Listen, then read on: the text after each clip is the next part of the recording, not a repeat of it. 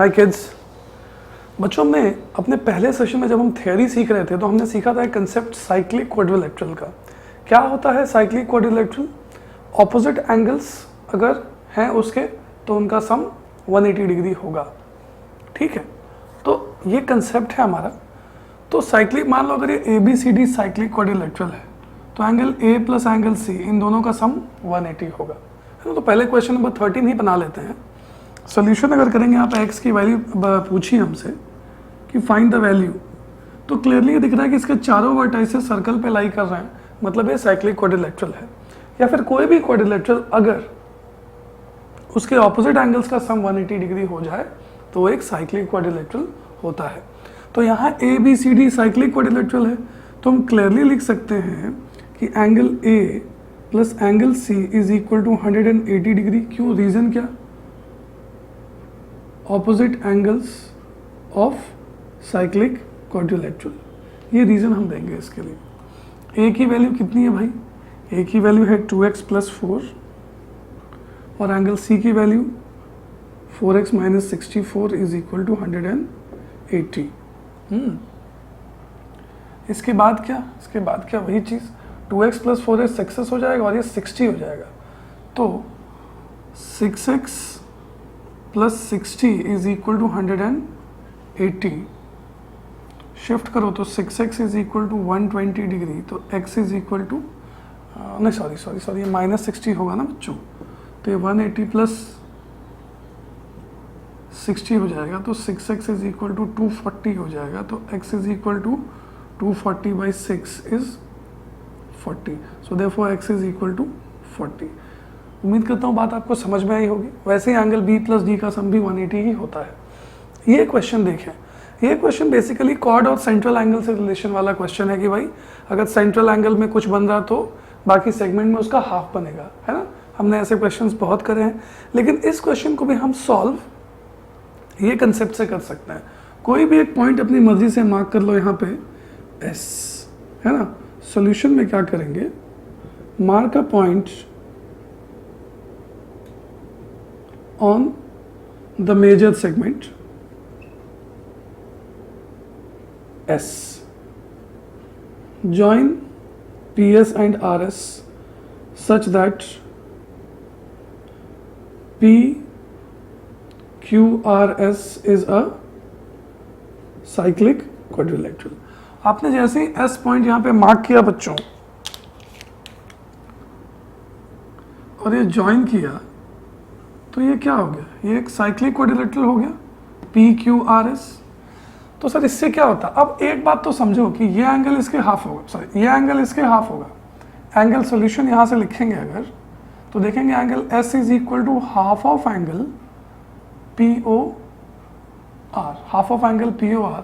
तो angle S is equal to half into 110 degree, तो ये 55 डिग्री हो गया दोस्तों एंगल S। अब आपको पता है एंगल S और एंगल Q, तो ये ब्लू और ब्लैक रेड एंगल दोनों मिला के क्या वही opposite angles are, opposite angles का सम 180। यहाँ भी ऑपोजिट एंगल्स का सम 180 हो गया। साइक्लिक क्वाड्रिलेटरल है ये। Angle S plus angle Q is equal to 180 degree. Reason आप जानते हैं, है ना। Opposite angles of cyclic quadrilateral are supplementary. तो angle S 55 degree plus angle Q या फिर PQR, है ना, जो जैसा क्वेश्चन में पूछा गया। शिफ्ट करो तो एंगल Q क्या हो गया 125 डिग्री। अब इसका एक ऑल्टरनेट वे भी होगा। ऑल्टरनेट वे क्या होगा दोस्तों, जो हम पहले करते थे, ये 110, तो ये एंगल कितना 360 में से 110 निकाल लो, कितना 250 डिग्री। तो हम क्या मतलब रिफ्लेक्स POR कितना है, POR इज 110, तो रिफ्लेक्स ऑफ एंगल POR क्या होगा 360 डिग्री माइनस 110, 250। अब सिंपल ना, ये एंगल इसका हाफ है तो ये एंगल क्या होगा, सॉरी अगर ये एंगल इसका हाफ है तो ये एंगल क्या होगा, इसके रिफ्लेक्स का हाफ होगा। We can say that angle Q is equal to half of reflex angle POR, half into 250, 125 degree, है ना। उम्मीद करता हूँ बात समझ में आई है दोनों आपको। नोट करें। Coming to question number 14 of the session, prove that an isosceles trapezium is a cyclic quadrilateral. बहुत ही छोटे सेंटेंस में बहुत ही छोटा क्वेश्चन लग रहा है, लेकिन मैं तो कहूँगा बच्चों कि इस क्वेश्चन को स्टार मार्क करें. बहुत ही प्यारा क्वेश्चन है, ये कंसेप्ट बहुत आगे भी काम आएगा. ठीक है. आइसोसेलेस ट्रेपेजियम सबसे पहले क्या होता है? आइसोसेलेस मतलब डेफिनेटली दो साइड्स इक्वल होने की बात हो रही है. तो ट्रेपेजियम तो सबसे पहले देखिए ऐसा कुछ होता है.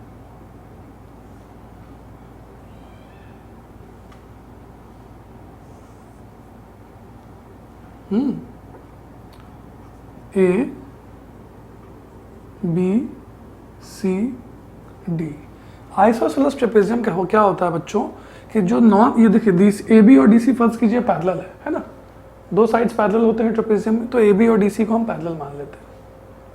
जो नॉन पैरेलल साइड्स हैं ए डी और बी सी, ये दोनों इक्वल होंगे, है ना. तो ऐसे ट्रेपेजियम को हम क्या कहते हैं? In which the non parallel sides are equal, they are called isosceles trapezium. तो यहाँ पे हम सिंपल अपना गिवन में क्या लिखेंगे? गिवन में लिखेंगे कि A B is parallel to C D and A D is equal to B C. Isosceles trapezium है, ट्रेपेजियम है इसलिए पैरेलल, आइसोसेलेस है इसलिए A D is equal to B C. Proof क्या करना है?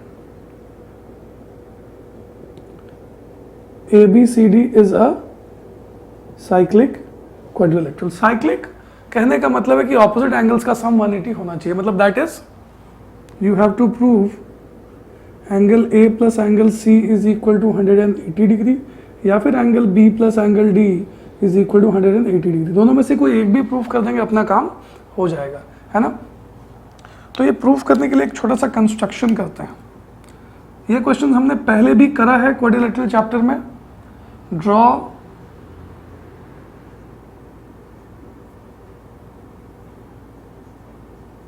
DE and CF perpendicular to AB, है ना.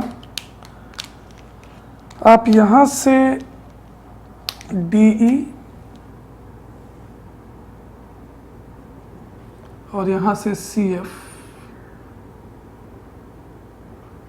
परपेंडिकुलर ड्रॉ कर दीजिए. ठीक है. अब जब ये परपेंडिकुलर आप ड्रॉ करेंगे बच्चों, तो अब क्लियरली आपको दिखता है कि दो ट्रायंगल्स कॉन्ग्रुएंट हो जाएंगे. कैसे? हमने बहुत, है ना, ये तो वही है बच्चों. क्या है भाई? देखें, in triangle D E A and C F B, you can say A D, या फिर सिंपल लिखेंगे angle E is equal to angle F 90 degree. AD is equal to B C, इसको हम गिवन पकड़ेंगे, है ना. और क्या भाई, इन दोनों को तो हम कुछ उखाड़ नहीं सकते. सर ये दोनों भी इक्वल हो जाएंगे. क्यों? Distance between two parallel lines is always constant, या फिर height of a trapezium. Trapezium का हाइट यहाँ जो होगा, यहाँ भी हाइट वही होगा. तो क्या लिखेंगे? DE is equal to CF height. So देखो, राइट एंगल हाइपोटेन्यूस साइड, देखो 90 के सामने का साइड क्या होता है? हाइपोटेन्यूस होता है. तो 90 डिग्री है दोनों ट्रायंगल्स, दोनों के सामने के साइड्स मतलब हाइपोटेन्यूस इक्वल है और एक साइड भी इक्वल हो गया. So by RHS triangle DAE is congruent to triangle CBF. अब ये जब कॉन्ग्रुएंट हुए बच्चों, तो ये एंगल और ये एंगल तो इक्वल ना है. कोई माइकल लाल नहीं रोकने वाला इस बात को. Now angle A is equal, this implies, ज़्यादा अच्छा लगेगा, this implies angle A is equal to angle B. CP का CT बजाएंगे, हैं, और ये हमारा कुछ नहीं उखाड़ेगा.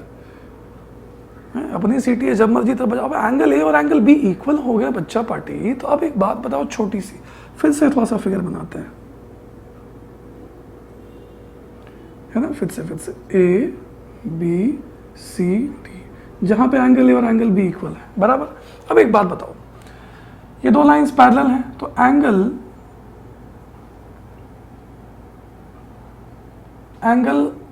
बी और सी मिला के क्या होंगे? दो लाइंस पैरेलल हैं तो बी और सी मिला के 180 डिग्री होंगे ना, कोइंसिडेंट एंगल्स.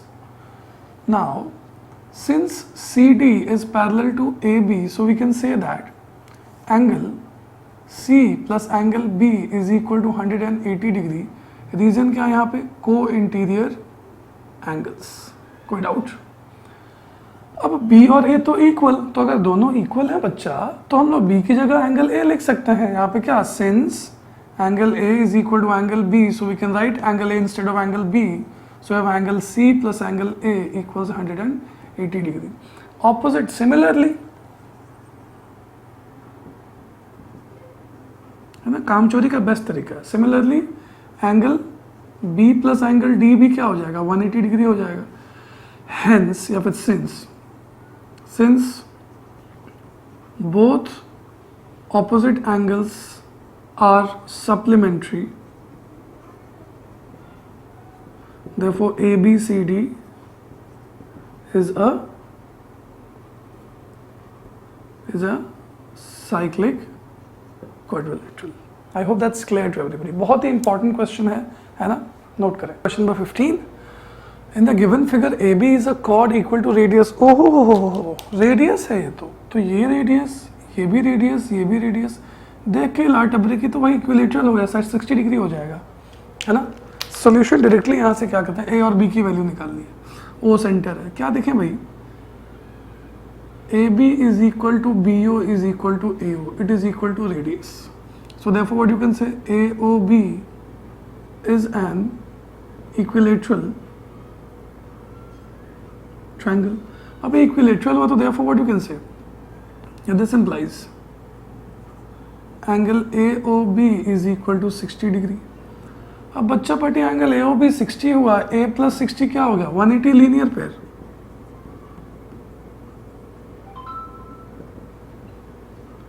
तो ए इज इक्वल टू 120 डिग्री भैया, है ना.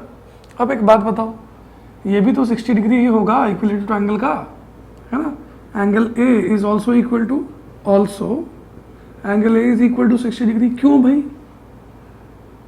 Angle of equilateral triangle. अब 60 डिग्री हो गया तो देखो ए प्लस सी क्या? साइक्लिक क्वाड्रिलेटरल बन रहा है. Angle A plus angle C is equal to 180 degree. Reason आप सबको पता है ना, वही लिखेंगे, opposite angles of cyclic quadrilateral. Angle A तो 60 डिग्री निकल गया बच्चा party. Angle C is equal to 180. C नहीं, बी है ना. अच्छा, सी इज व्हाट? बी. तो क्या हो गया? बी भी कितना? 120 डिग्री. ए और बी की वैल्यू निकल गई. उम्मीद करता हूँ बात समझ में आई होगी. नोट करें.